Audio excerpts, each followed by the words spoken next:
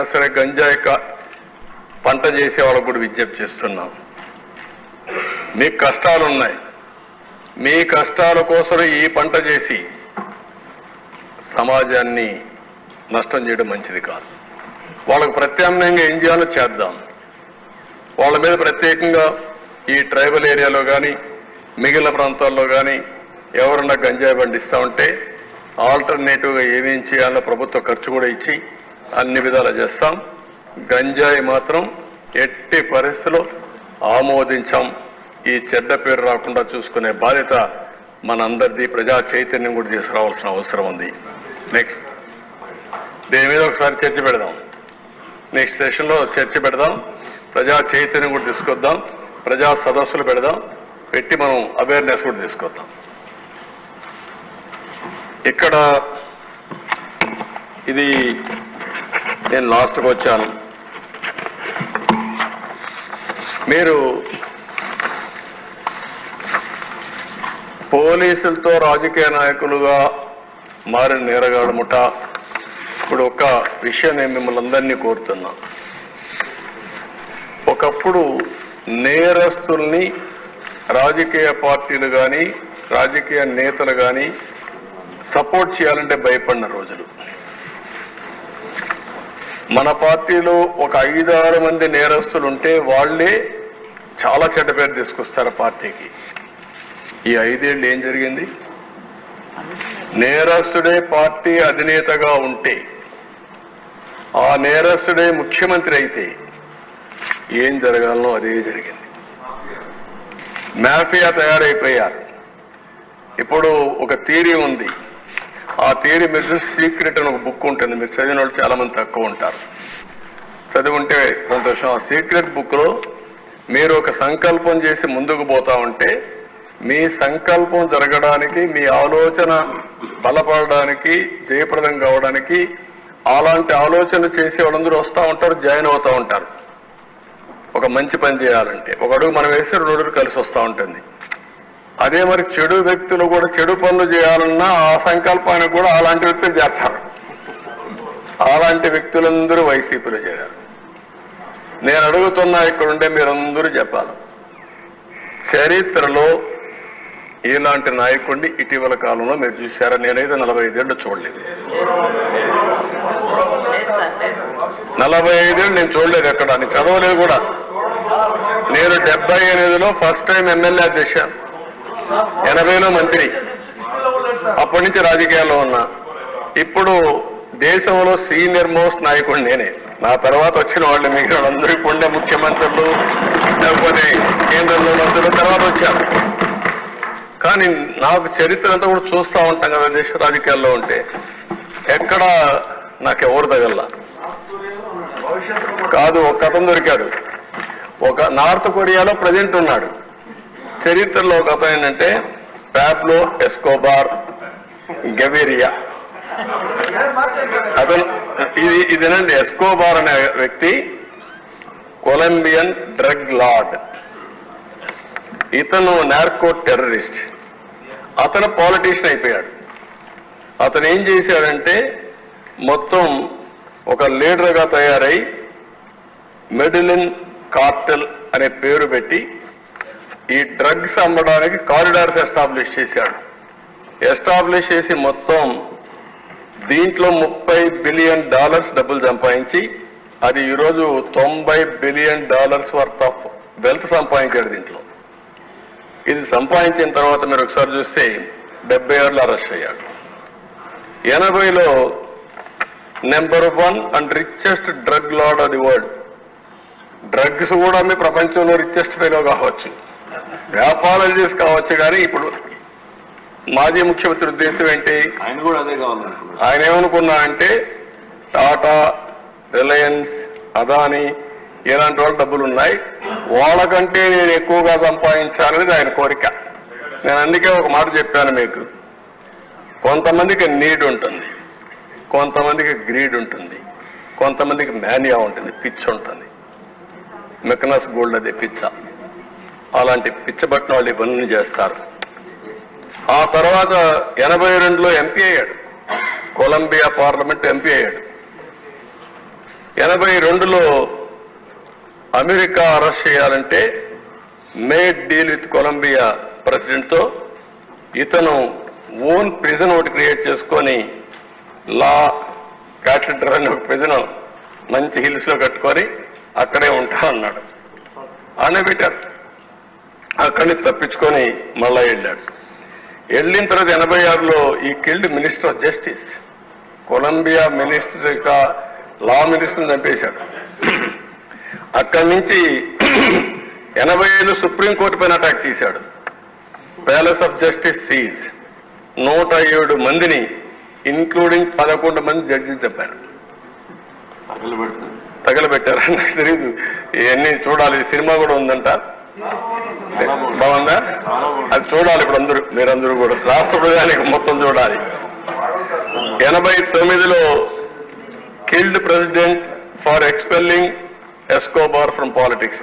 ఒక ఆయన మాట్లాడాడు, ఇలాంటి వాళ్ళు ఉండకూడదు, వీళ్ళంతా కూడా డ్రగ్ వీళ్ళు ఉండకూడదని చెప్పిన నేరానికి అతను చంపేశారు.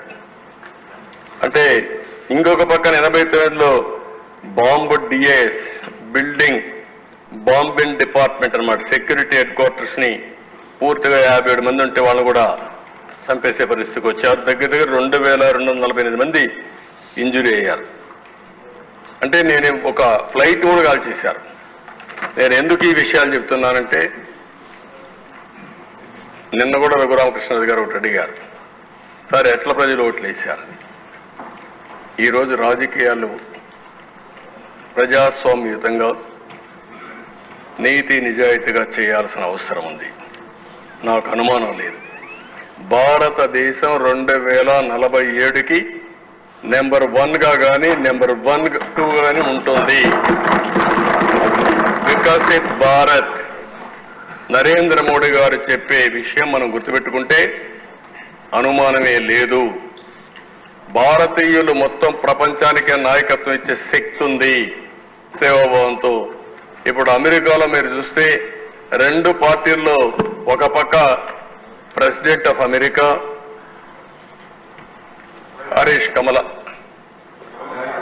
కమలా హరీష్ గారు ఈరోజు పోటీ చేసే పరిస్థితి వచ్చారు. ఇంకొక పక్క ఆ పార్టీలో కూడా వైస్ ప్రెసిడెంట్ వైఫ్ తెలుగు అమ్మాయి.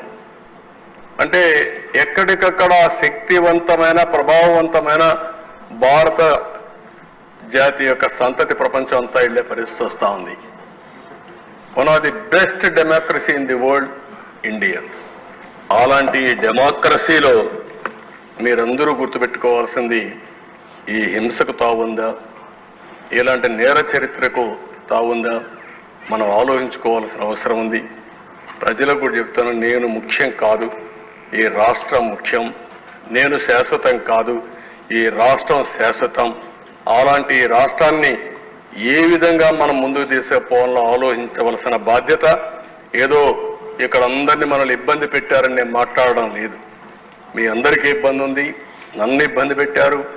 సరే, భగవంతుడు మనల్ని కాపాడాడు, అది వేరే విషయం, చరిత్ర. కానీ అందుకే నేను చాలాసార్లు మీటింగ్లో చెప్పాను, ఎవరు రాజకీయాల్లో ఉన్నా పర్వాలేదు, కానీ ఇలాంటి వ్యక్తులు రాజకీయాలకు అర్హత లేదనేది నా అభిప్రాయం. ఇప్పుడు కూడా స్ట్రాంగ్లీ బిలీవ్ దట్. ఆ విషయమే ప్రజలకు చెప్తున్నాను. మీరు కూడా ఆలోచించండి, అందరూ కలిసి ముందుకు పోవాల్సిందిగా నేను కోరుకుంటే. నెక్స్ట్, ఇప్పుడు వే ఫార్వర్డ్. పోలీస్ శాఖ పూర్తిగా ప్రవర్తనలోనే మార్పు తీసుకొస్తాం. కొత్త క్రిమినల్ చట్టాలపైన అవగాహన వేస్తాం, చర్చ చేస్తాం.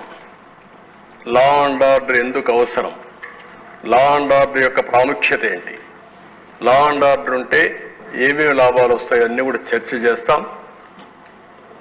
ఏదైతే మోడర్న్ ఎక్విప్మెంట్ ఉందో, అత్యాధునిక సాంకేతిక పరిజ్ఞానాన్ని తీసుకొచ్చి ఎవరు తప్పు చేసినా, నిన్న మీరు చూస్తే ఏ పరిస్థితికి వచ్చారంటే మదనపల్లి ఫైల్స్, ఇది లేటెస్ట్ కేసు. అక్కడ సిఎస్ అందరూ ఉన్నారు, దగ్గర 2000 ఫైల్స్ కాల్ చేశారు, అన్ని రిట్రీవ్ చేస్తున్నారు ఇప్పుడు.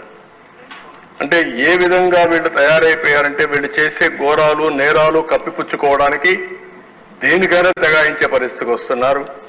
అందుకనే ఈ టెక్నాలజీ కూడా ఉపయోగించుకుంటాం. గంజాయి మారక ద్రవ్యాల బెడదపై పోరాటం చేస్తాం, ప్రజల్లో అవగాహన చేస్తాం, ఇంకా డిబేట్ చేద్దాం. ఎట్టి పరిస్థితుల్లో దీన్ని ఎరాడికేట్ చేయాల్సిన బాధ్యత ఈ ప్రభుత్వం పైన ఉంది. దాన్ని పూర్తిగా ప్రజల్లో తీసుకుపోయే బాధ్యత ఇక్కడ ఉండే ఎమ్మెల్యేల పైన, ఈ డిపార్ట్మెంట్స్ పైన ఉందని చెప్పి నేను మీకు తెలియజేస్తూ, ప్రవర్తనాత్మక పోలీస్ శాఖ, నేరగాళ్ళలో భయం రావాలి. నేను అందుకే ఫైనల్గా ఒకటి చెప్తున్నా, లాస్ట్ నేర రహిత సమాజం, జీరో టాలరెన్స్ ఆన్ క్రైమ్, ఎక్కడ రాజీ పడే సమస్య లేదు, తన మన అనే భేదం కూడా లేదు. శాంతి భద్రతలో నూతన అధ్యాయం, new chapter in law and order will start, already started. ఎవరైనా మారకపోతే మళ్ళీ చెప్తున్నా ఈ హౌస్ ద్వారా, ఎట్టి పరిస్థితుల్లో మీరు మారకపోతే దాని సీక్వెన్సెస్ కానీ దాని కాన్సిక్వెన్సెస్ కానీ మీరు ఫేస్ చేసే పరిస్థితి వస్తుంది. లా అండ్ ఆర్డర్కి అభయడగండి, చట్టాన్ని గౌరవించండి, లా ఆఫ్ ది ల్యాండ్ ఉంది. అదే సమయంలో నేరస్తులు కూడా రాజకీయాల్లోకి వచ్చి నేరాలు ఘోరాలు చేయడానికి రాజకీయం ముసుగేసుకుంటే మాత్రం ఆ రాజకీయం ముసుగు చేసి ఎవరైతే నేరాలు చేసిన వాళ్ళని నేరస్తులుగానే ట్రీట్ చేసి పనిష్ చేస్తామని చెప్పి కూడా ఈ హౌస్ లో మరొకసారి మీ అందరికీ తెలియజేసుకుంటూ, 5 జరిగింది ఇది. దీనికి ఒకటే పరిష్కార మార్గం, ప్రజా చైతన్యం. ఆ ప్రజా చైతన్యంతోనే ముందుకు పోయి ఒక ఆంధ్రప్రదేశ్ రాష్ట్రం పీస్ఫుల్ స్టేట్, ఒక డొసైల్గా ప్రతి ఒక్కరు కూడా ప్రపంచంలోనే తెలుగు జాతి, నేను ఎన్నోసార్లు చెప్పాను, నెంబర్ 1 కమ్యూనిటీగా చేసే అవకాశాలు ఉన్నాయని, దానికోసం ముందుకు పోతా అని చెప్పి తెలియజేసుకుంటూ, నేను చెప్పిన విషయాలన్నీ ప్రజలు ఆలోచించండి. మీకు జరిగిన ఘోరాలు అన్యాయాలు ఇక్కడనే నేను చూస్తే 80%, 90% ఎమ్మెల్యేస్ అంతా బాధితులే. ఇదే సమస్య ప్రజల్లో ఉంది. వాళ్ళు చెప్పుకోలేని ఫియర్ ఉంది, భయం ఉంది. కొంతమందికి ఎవరికి చెప్పాలో తెలియని పరిస్థితుంది. వాళ్ళు కూడా చెప్పమంటున్నా, మీకు జరిగిన అన్యాయాలు చెప్పండి. మీ అన్యాయాల్ని పూర్తిగా అరికట్టే బాధ్యత, మీకు న్యాయం చేసే బాధ్యత మేము తీసుకుంటామని మరొకసారి తెలియజేసుకుంటూ, ఈ అవకాశాన్ని ఇచ్చిన స్పీకర్ గారికి మనస్ఫూర్తిగా నమస్కారాలు, ధన్యవాదాలు. థ్యాంక్ యూ అన్న. రాష్ట్రంలో గత ప్రభుత్వంలో శాంతి భద్రత పరిస్థితిపై మన ముఖ్యమంత్రి గారు చంద్రబాబు నాయుడు గారు శ్వేతపత్రం రిలీజ్ చేసే మీకు తెలుసు సార్. దానిపైన ఒక 5 సభ్యులు మాట్లాడతారు. టైం లేదు సార్, మళ్ళీ మీటింగ్ కూడా ఉంటాయి కాబట్టి వారిలో ముఖ్యంగా కామినేని శ్రీనివాసరావు గారి ముందు మాట్లాడవలసిన కోరుతున్నాను. అధ్యక్ష, చంద్రబాబు నాయుడు గారు చూపించిన చూస్తామంటే మనం ఎంత ఆపద నుంచి బయటపడ్డామో అర్థమవుతుంది. ప్రజలు ఇంకెంత భయపడ్డారు, మనమే ఇలా ఉంటే ప్రజలు ఎంత భయపడ్డారో ఉంది.